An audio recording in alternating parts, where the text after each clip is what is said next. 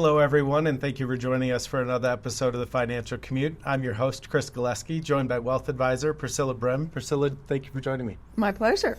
We were talking a lot about, having the right mindset coupled with the right strategy equals a better investor, meaning a more informed investor, somebody that's going to feel more confident with the decisions that they're making and stick to a plan that's going to help them become, more successful long term. Right. So today we're going to talk more about, becoming a more confident investor or having more financial confidence. Right. Just to break it down. And during our conversation, it became very apparent to us that the people that are really confident with the life decisions, the money decisions that they make, or having financial confidence, it's around them having knowledge, but education.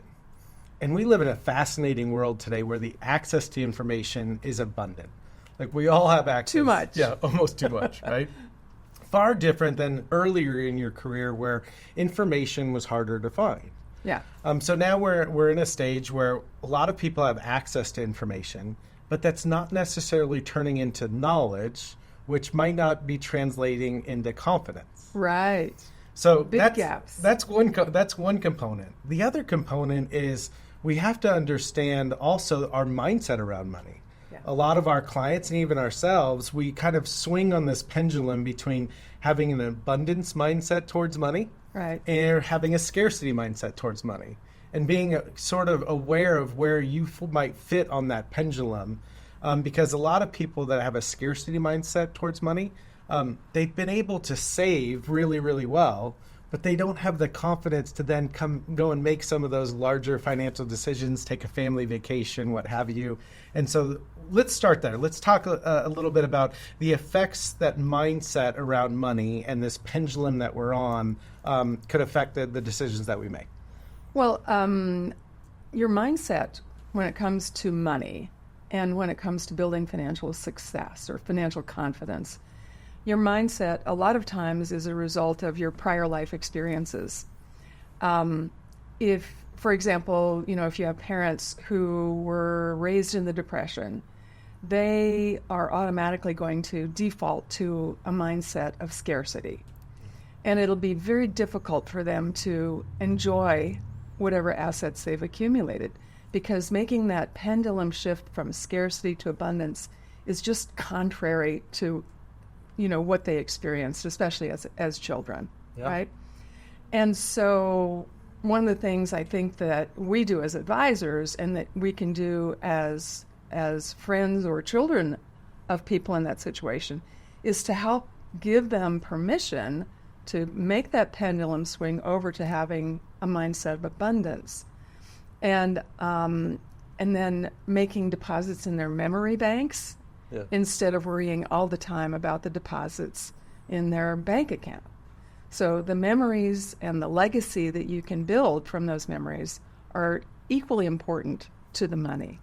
Yeah, I often find, working with, clients that are in their 40s all the way to their 80s, as they look back on their lives and their financial success, they talk more about the experiences and the memories that they've made, yes, as opposed to the legacy that they're necessarily leaving behind. Right. I came across an interesting study by the Harvard Business Review a number of years ago that talked a little bit about why time seems to move faster as you get older. And it has to do with the fewer number of unique memories that you make as you get older. So you look back at your life, and as a child, you're making all of these brand new, unique memories, right, that are just right there, stuck in your brain, and you felt like time moves so slow. But as you get older, you don't have more new things that you've done for the first time, so then time seems to move so much faster. The feeling of rapid passing of time accelerates as you get older. I can say that from experience because it seems like every day gets shorter, every week gets shorter. I can't believe how quickly this year has passed. I said exactly the same thing last year. And, you do get a sense as you get older of how important it is to build your legacy, to build those family memories, to take advantage of the things that life gives you. Yeah. Right? Yeah. And talking about that pendulum shift, going from that mindset of, I don't have enough, or I'll feel guilty if I spend this right now, to I have enough and I want to do this with my family. I'm giving myself permission. Yeah. I mean, part of it's a societal problem in the sense that, here in the United States, sometimes more is better. Yeah. But then sometimes people that look at it and go, well, more isn't necessarily better because money's a tool that I can use to create the life experience of the memories that I have. And so one of my favorite things about working with clients is helping them build confidence. Yeah. So that way the decisions that they're making, they feel comfortable doing it, but also in a sense of helping them create more of those lasting memories and experiences that they weren't sure that they could really do. When we're working with people that have way too much of an abundance mindset, oftentimes we're trying to talk them back from taking on some risky investment that could possibly ruin their financial future. But it feels very empowering to work with people around that scarcity mindset and getting them to feel confident to spend that money, use that money as a tool. Oh yeah, it's incredibly rewarding to do that. Talking about people who have maybe the overabundance mindset, I think one of the big challenges that I see often is that they tend to overspend on their residence. And that's when you get into that conversation about, okay, here is the financial side of that choice, and then here is the emotional or the legacy building side of that choice.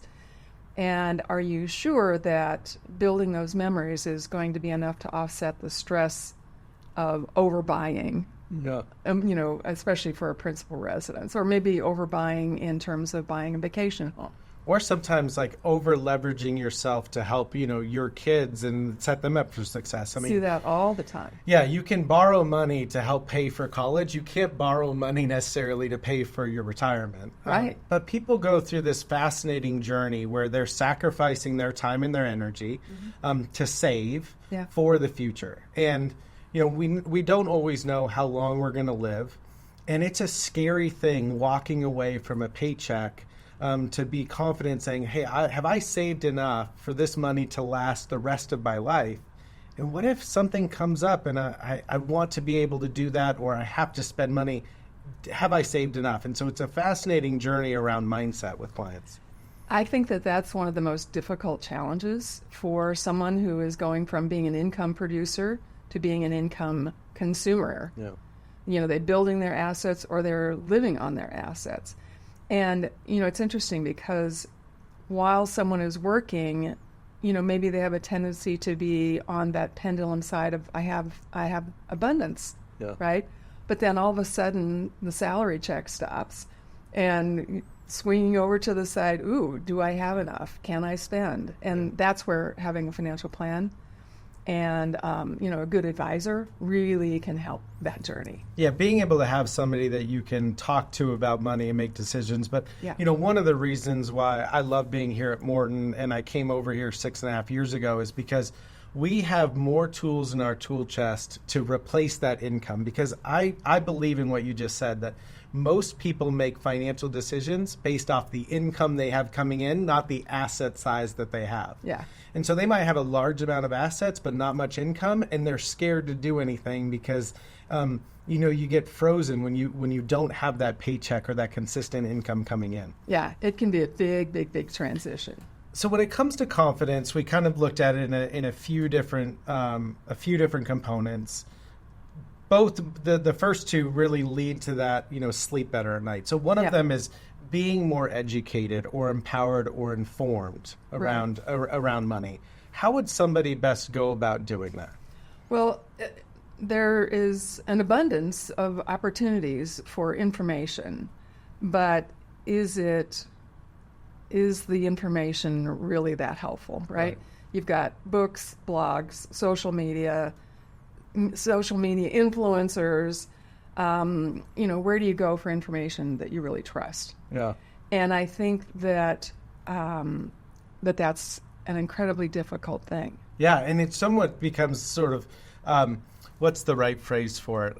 When you have got too much information and you're hamstrung from being able to make a decision. Right? Yeah. You Analysis paralysis. Analysis paralysis. Yeah. That's what I was looking for. And so that led you to your second point. Like, first, we need to help people become educated, informed, and knowledgeable, because that's going to build confidence. Yeah. But then having a mentor, a partner, or an advisor as a sounding board to kind of walk through decisions that you have to make. Right. Someone that you can trust.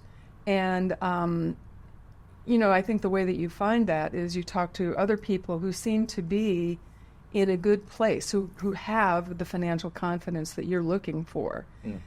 Find out how they got there. Yeah. And it's entirely possible that they will have been working with someone who helped them on their journey towards financial confidence. Yeah. So that's a good starting place, I think. Yeah, I love that you pointed that specific fact out. Like, do they have somebody that have actually helped them get to a point where they have that financial confidence? Because most of the time, people are looking for an advisor, and it's not always clear that they're working with the right person. Right? And so asking that advisor or that potential advisor, give me some examples of how you've helped people like me. Can be a great question to help identify if you're working with the right partner. It's a great question. Yeah. And so if you're able to find that education and find that sounding board, which is very difficult to do in our society because money is a taboo topic. Yes. We don't talk about it in families at times. We don't talk about it amongst friends. We just visually see and judge people on success based off of their house, their car, the vacations. And that's not always telling the full story.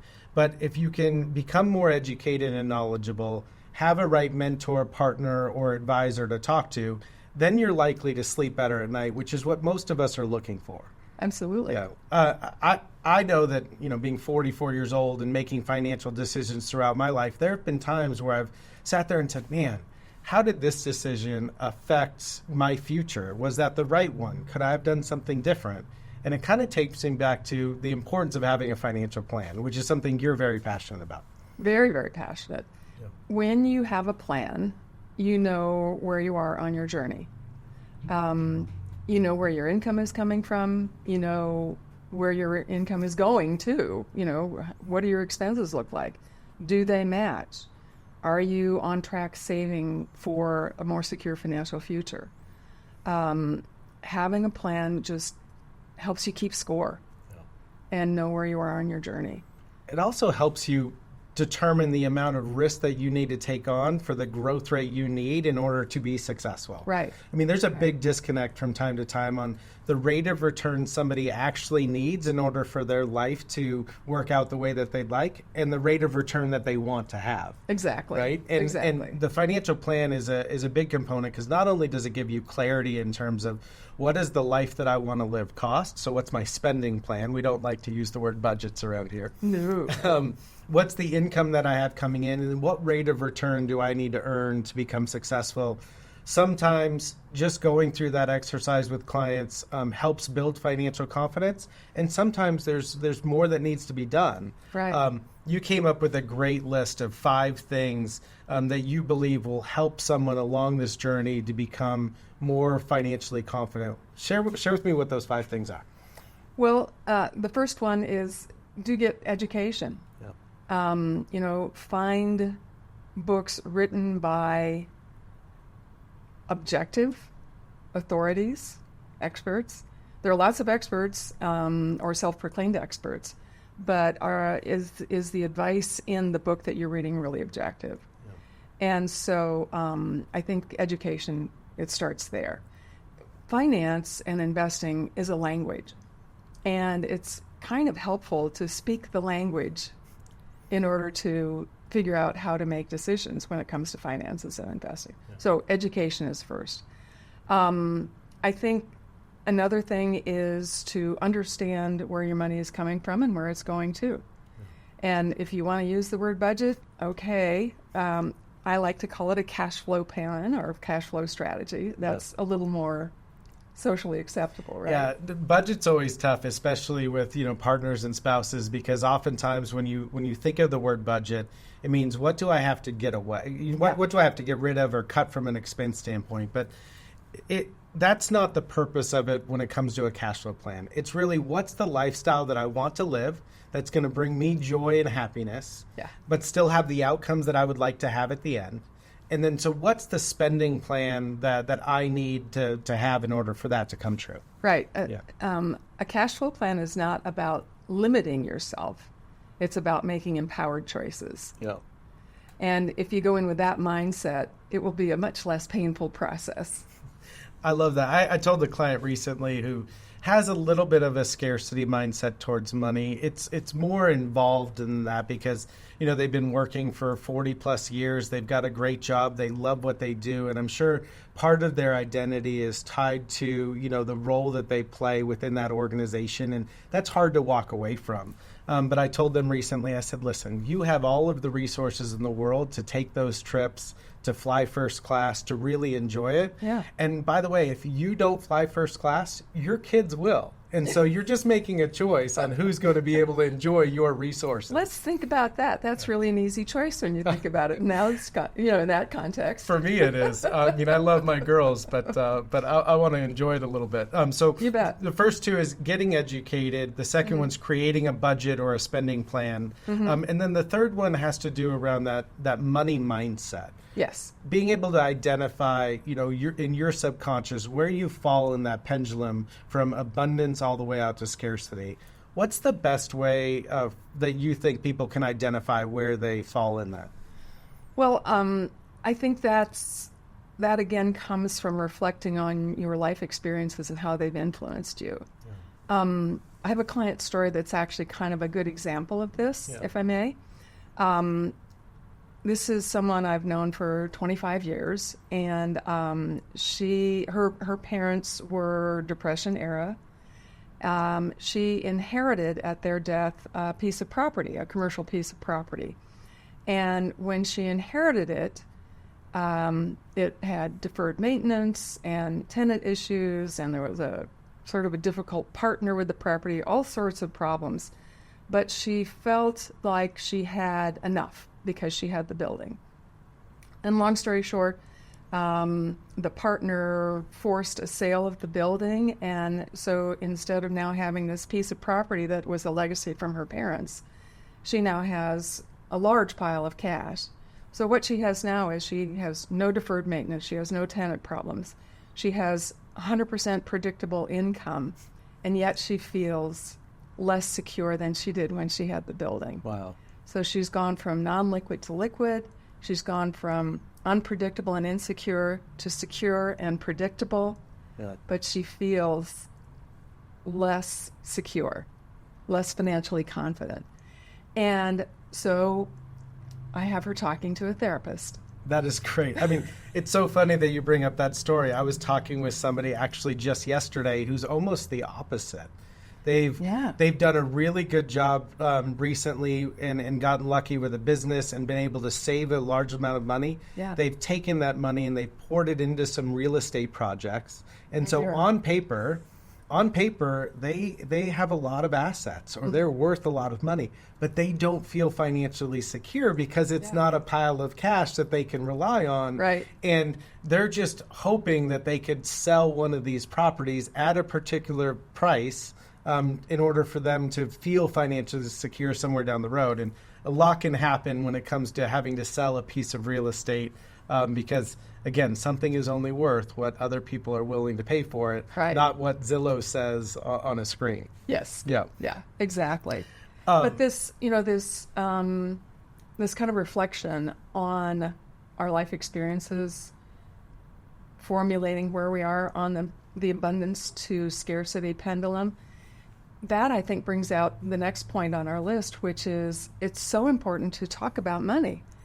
And you want to talk about money in a safe place where you can be maybe uninformed or vulnerable, but where the people in the conversation with you, their sole goal is to help build your confidence and empower you in making financial choices. Yeah. So talking about money in the right circumstance and with the right people, that's definitely on the to-do list. That's my favorite one. I mean, partially because, as I talked earlier, our society doesn't do a great job of educating people around money early enough. It's also something that we're very insecure about and somewhat taboo. But being able to find somebody that you can talk openly with about money, about decisions, about the goals that you have. I mean, if you're doing that alone, you're already in this journey towards building financial confidence. I've spoken with a lot of spouses and partners, and they might not always agree on money, and it might be a stressful situation. But I point to the fact that, hey, we're still in a room talking about money, which means we are much farther along in this journey than other people that they may know. Exactly. Yeah. Exactly. And the last one, which is a very key component and not to be missed, is build an emergency fund. So I like to say, save the best for last. Where have you seen an emergency fund play a crucial role in somebody's success towards confidence? Well, for example, let's say you're a business owner and you own a restaurant and COVID hits. If you have an emergency fund, you can get through an emergency like that and come out the other end, maybe not stronger, but you'll survive, and then you can get back on your journey to thriving. Right? So that's one example. Another example is if there is a medical situation. Maybe there's an interruption in your income because you're not able to work. So if you have, the right kinds of insurance, disability insurance and so on, but if you have an emergency fund so that you don't have to tap into those long-term investments that you have, like things, like the stock market, it will help you on your journey back to health, physically and financially as well. So I think having an appropriate emergency fund is just a huge step towards financial security and financial confidence. And I think further, the emergency fund that's right for me is different from what might be right for you. If, for example, you have, let's say you're an entertainer. Mm-hmm. Well, your income is a little less predictable than Right. ours is, right? And so you want to adjust the emergency fund according to your life circumstances. Yeah, I've seen the emergency fund play a very crucial role, especially in the wealth building stage of people's life, not just in the retirement phase, but also the wealth building, because oftentimes you see people with good incomes, good jobs, they are good savers, and they throw everything into riskier investments or investments that are designed to grow, stocks, real estate, some of them crypto, what have you. But because they didn't have an emergency fund, if all of a sudden they woke up one day and their income went down because of the cycle in the economy, or they lost a job, and then they all of a sudden had to sell one of those investments, whether it be stocks or real estate, at a low price because they didn't have that emergency fund to weather that storm, they look back on their life and go, man, what could have been if I had something that could bridge the gap for 6, 12, or 18 months. Yeah. Priscilla, thank you so much. I mean, this journey towards financial confidence is a very difficult one, and money brings out a lot of emotions because it's a number that helps us believe that we're secure or we can do the things that we would like to. I love the list that you brought forward. So educating ourselves, creating a budget, being able to be conscious about the money mindset that we have between scarcity and abundance, having someone that we can talk to about money, like an advisor, and then making sure that we have an appropriate emergency fund to weather any storm. Thank you so much. Thank you.